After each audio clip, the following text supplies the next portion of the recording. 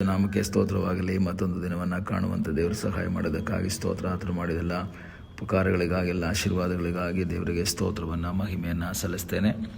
ಇಂದಿನ ವೇದ ಅಧ್ಯಯನಕ್ಕಾಗಿ ಒಂದು ವಾಕ್ಯವನ್ನು ಓದಿಕೊಳ್ಳೋಣ. ಯೆಶಾಯ ಪ್ರವಾದನೆ ಗ್ರಂಥ 30ನೇ ಅಧ್ಯಾಯ 20ನೇ ವಾಕ್ಯ. ಕರ್ತನು ಕಷ್ಟವನ್ನು ಶ್ರಮವನ್ನು ನಿಮಗೆ ಅನ್ನಪಾನಗಳನ್ನಾಗಿ ಕೊಟ್ಟರೂ ನಿಮ್ಮ ಬೋಧಕನು ಇನ್ನೂ ಮರೆಯಾಗಿರನು. ನಿಮ್ಮ ಬೋಧಕನನ್ನು ಕಣ್ಣಾರೆ ಕಾಣುವಿರಿ. ಇಸ್ರಾಯೇಲ್ ಮಕ್ಕಳ ಕುರಿತಾಗಿ ಯೆಶಾಯ ಮಾತನಾಡುವಂತಹ ಒಂದು ಕಾರ್ಯ, ಯಹೂದ್ಯರ ಮುಂದಿನ ವಿಧೇಯತೆಯು ಸುಸ್ಥಿತಿಯ ಬಗ್ಗೆ ಮಾತಾಡ್ತಾರೆ. ಯಹೂದ್ಯರ ಜೀವಿತದಲ್ಲಿ ಅಥವಾ ಇಸ್ರಾಯೇಲರ ಜೀವಿತದಲ್ಲಿ ಅನೇಕ ಕಷ್ಟಗಳನ್ನು, ವೇದನೆಗಳನ್ನು ಅವರು ಅನುಭವಿಸಬೇಕಾಗಿ ಬಂತು. ಅನೇಕ ದುಃಖಗಳನ್ನು ಅವರು ಅನುಭವಿಸಬೇಕಾದಂತಹ ಒಂದು ಸನ್ನಿವೇಶ ಅವರ ಜೀವಿತದಲ್ಲಿ ಬಂತು. ಅಂಥ ಒಂದು ಸನ್ನಿವೇಶದಲ್ಲೂ ಸಹ ದೇವರು ಅವರನ್ನು ಕೈ ಬಿಡದೆ, ದೇವರು ಅವರ ಸಂಗಡ ಇದ್ದು ಅವರನ್ನು ಆಶೀರ್ವದಿಸಿ ಅವರನ್ನು ಮುನ್ನಡೆಸ್ತಾ ಇದ್ದರು ಎಂಬುದನ್ನು ಸತ್ಯವೇದವನ್ನು ಓದುವಾಗ ನಮಗೆಲ್ಲ ಗೊತ್ತಾಗುತ್ತೆ. ಆದರೆ ಈಗ ಯೆಶಾಯನ ಮೂಲಕ ದೇವರು ಮಾತಾಡ್ತಾ ಇದ್ದಾರೆ. ಕರ್ತನು ನಿಮಗೆ ಕಷ್ಟವನ್ನು ಶ್ರಮವನ್ನು ಅನ್ನಪಾನಗಳನ್ನಾಗಿ ಕೊಟ್ಟರು. ಅಂದರೆ ಅನ್ನಪಾನಗಳು ಅಂದರೆ ಇಟ್ಸ್ ಎ ಡೈಲಿ ಲೈಫಲ್ಲಿ ಬೇಕಾಗಿರುವಂತಹ ಕಾರ್ಯ. ಪ್ರತಿದಿನ ತಿನ್ನಲೇಬೇಕು ಆಹಾರ. ಅನ್ನಪಾನ ಇಲ್ಲದೆ ಜೀವನ ಮಾಡೋಕ್ಕಾಗಲ್ಲ. ಪ್ರತಿದಿನ 2-3 ಹೊತ್ತು ಊಟವನ್ನು ಮಾಡ್ತಾರೆ, ನೀರು ಕುಡಿತಾರೆ. ಹಾಗೆಯೇ ಕಷ್ಟ ಮತ್ತು ಸಂಕಟಗಳನ್ನು, ಶ್ರಮವನ್ನು ಅನ್ನಪಾನಗಳನ್ನಾಗಿ ಕೊಟ್ಟರೂ ಸಹ, ಅಥವಾ ನಿಮ್ಮ ಜೀವಿತದಲ್ಲಿ ನಿರಂತರವಾಗಿ ಅದಿದ್ದರೂ ಸಹ ನಿಮ್ಮ ಬೋಧಕನು ಮರೆಯಾಗಿರೋದಿಲ್ಲ.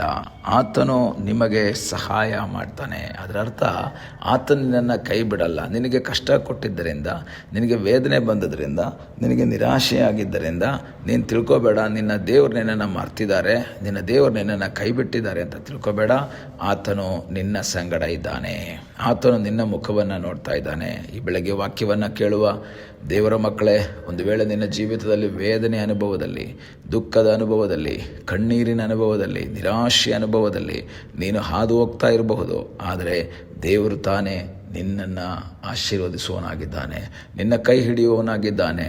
ನಿನ್ನ ಜೊತೆಯಲ್ಲಿರುವಂತಹ ಸರ್ವಶಕ್ತನಾದ ಒಬ್ಬ ದೇವರಿದ್ದಾನೆ. ನಿನಗೆ ಸಹಾಯಕನಾಗಿ ನಿಲ್ಲುವಂತಹ ಒಬ್ಬ ದೇವರು ನಿನಗಾಗಿ ಜೀವಿಸ್ತಾ ಇದ್ದಾನೆ. ಎಷ್ಟೋ ಸಂದರ್ಭದಲ್ಲಿ ಕಷ್ಟಗಳು, ವೇದನೆಗಳು ಬಂದಾಗ ಜನ ಹೇಳ್ತಾರೆ, ವಿಶ್ವಾಸಿಗಳೇ ಹೇಳ್ತಾರೆ, ದೇವರು ನಮ್ಮನ್ನು ಮರೆತು ಬಿಟ್ರು ಪಾಸ್ಟ್ರೆ, ಯಾರು ನಮಗೆ ಸಹಾಯ ಮಾಡೋಕ್ಕಿಲ್ಲ, ದೇವರು ನಮ್ಮನ್ನು ಕೈ ಬಿಟ್ಟಿದ್ದಾರೆ. ಎಷ್ಟೋ ಪ್ರಾರ್ಥನೆ ಮಾಡಿದ್ವಿ, ಎಷ್ಟೋ ಬೇಡ್ಕೊಂಡ್ವಿ, ಅದಕ್ಕೆ ಯಾವುದಕ್ಕೂ ಪರಿಹಾರ ಇಲ್ಲ ಅಂತ ಅನೇಕ ವಿಶ್ವಾಸಿಗಳು ಹೇಳೋದಕ್ಕೆ ಕೇಳಿದ್ದೀನಿ. ಆದರೆ ದೇವರ ವಾಕ್ಯವನ್ನು ಓದುವಾಗ ನಮಗೆ ಸ್ಪಷ್ಟವಾಗಿ ಗೊತ್ತಾಗುತ್ತೆ, ದೇವರು ಮರೆಯುವಂತಹ ದೇವರಲ್ಲ. ದೇವರು ನಮ್ಮ ಸಂಗಡ ಇಲ್ಲದೆ ನಮ್ಮನ್ನು ಕೈ ಬಿಡುವಂತಹ ದೇವರಲ್ಲ. ಅವನು ಮರೆಯಾಗಿರಲ್ಲ. ಅವನನ್ನು ಕಣ್ಣಾರೆ ಕಾಣ್ತೀರಾ. ನಿಮ್ಮ ಮುಂದೆ ಪ್ರಕಟವಾಗುವಂಥ ಒಬ್ಬ ದೇವರಿದ್ದಾನೆ. ನಿಮಗೆ ಸಹಾಯ ಮಾಡುವುದಕ್ಕಾಗಿ ಬರುವಂತಹ ಸರ್ವಶಕ್ತನಾದ ಒಬ್ಬ ದೇವರಿದ್ದಾನೆ. ಆತನಲ್ಲಿ ನೀವು ಆಶ್ರಯಿಸುವಾಗ, ಆತನ ಚಿತ್ತಕ್ಕೆ ವಿಧೇಯರಾಗಿ ಮುಂದೆ ಹೋಗುವಾಗ ನಿನಗಾಗಿ ಅದ್ಭುತವನ್ನು ಮಾಡುವ ಸರ್ವಶಕ್ತನಾದ ಒಬ್ಬ ದೇವರಿದ್ದಾನೆ. ನಿನಗಾಗಿ ಬಿಡುಗಡೆಯನ್ನು ಕೊಡುವ ಸರ್ವಶಕ್ತನಾದ ಒಬ್ಬ ದೇವರು ಜೀವಿಸ್ತಾ ಇದ್ದಾನೆ. ಈ ದಿವಸಗಳಲ್ಲಿ ಕರ್ತನಿಗೆ ಹೇಳೋಣ, ಕರ್ತನೆ, ನೀನು ನನ್ನ ಜೀವಿತದಲ್ಲಿ ಮಾಡಿದಂತೆಲ್ಲ ಉಪಕಾರಗಳಿಗಾಗಿ ಸ್ತೋತ್ರ. ಕಷ್ಟ ಬಂದಿರ್ಬೋದು, ಶ್ರಮೆ ಬಂದಿರ್ಬೋದು, ಅದು ದೈನಂದಿನ ಜೀವಿತದ ಒಂದು ಅನುಭವವಾಗಿಯೇ ನಿನ್ನ ಜೀವಿತದಲ್ಲಿ ಬಂದಿರ್ಬೋದು. ಒಂದರ ಮೇಲೆ ಒಂದು ಕಷ್ಟಗಳು, ವೇದನೆಗಳ ಮೂಲಕ ನೀನು ಹಾದು ಹೋಗ್ತಾ ಇರಬಹುದು. ಆದರೆ ಕಷ್ಟಗಳು, ವೇದನೆಗಳು, ಶ್ರಮಗಳು ಬಂದದ್ದರಿಂದ ದೇವರು ಕೈ ಬಿಟ್ಟಿದ್ದಾನೆ ಅಂತಲ್ಲ. ಯೋಬನ ಜೀವಿತದಲ್ಲಿ ಅನೇಕ ಕಷ್ಟಗಳು, ಶ್ರಮಗಳು, ದುಃಖಗಳು, ವೇದನೆಗಳು ಒಂದೊಂದಾಗಿ ಅವನ ಜೀವಿತದಲ್ಲಿ ಬಂದರೂ ಸಹ ಆ ಬ್ಯಾಕ್ಗ್ರೌಂಡಲ್ಲಿ ದೇವರು ನಿಂತು ಅವನನ್ನು ಗಮನಿಸ್ತಾನೇ ಇದ್ದರು. ಯಾವ ರೀತಿಯಲ್ಲಿ ನನ್ನ ಭಕ್ತ ಇದರಲ್ಲಿ ಹಾದು ಹೋಗ್ತಾ ಇದ್ದಾನೆ, ಅವನನ್ನು ಯಾವ ರೀತಿಯಲ್ಲಿ ಮೇಲೆ ತರಬಹುದು, ಯಾವ ರೀತಿಯಲ್ಲಿ ಅವನನ್ನು ಇದರಿಂದ ಬಿಡಿಸಬಹುದು. ಈ ವಾಸ್ ವರ್ಕಿಂಗ್. ಆತನ ಪ್ಲ್ಯಾನ್ ಮಾಡ್ತಾ ಇದ್ರು. ಈ ದಿವಸಗಳಲ್ಲಿ ಉತ್ತರ ಸಿಗದೇ ಇರುವ ಒಂದು ಸನ್ನಿವೇಶಗಳು, ವೇದನೆ, ಅನುಭವಗಳು ನಿನ್ನ ಜೀವಿತದಲ್ಲಿದ್ದರೆ ನೀನು ನಿರಾಶನಾಗಬೇಡ. ದೇವರು ದೂರ ಆಗಿಲ್ಲ. ಆತನು ನಿಂತು ಕಾರ್ಯ ಮಾಡ್ತಾನೆ ಇದ್ದಾನೆ. ಹಿಂದೆ ವರ್ಕ್ ಮಾಡ್ತಾನೆ ಇದ್ದಾನೆ. ಒಂದು ದಿವಸ ಅದರ ಫಲ ಪ್ರಕಟವಾಗುತ್ತೆ. ಪ್ರಯತ್ನಕ್ಕೆ ಒಂದು ಫಲ ಬಂದೇ ಬರುತ್ತೆ. ಆತನು ನಿನಗಾಗಿ ಕಾರ್ಯ ಮಾಡ್ತಾ ಇದ್ದಾನೆ. ಆದ್ದರಿಂದ ಯೆಶಾಯ ಹೇಳ್ತಾನೆ, ಕರ್ತನು ಕಷ್ಟವನ್ನು ಶ್ರಮವನ್ನು ನಿಮಗೆ ಅನ್ನಪಾನಗಳನ್ನಾಗಿ ಕೊಟ್ಟರೂ ಸಹ ನೀವು ನಿರಾಶೆ ಆಗಬೇಡ.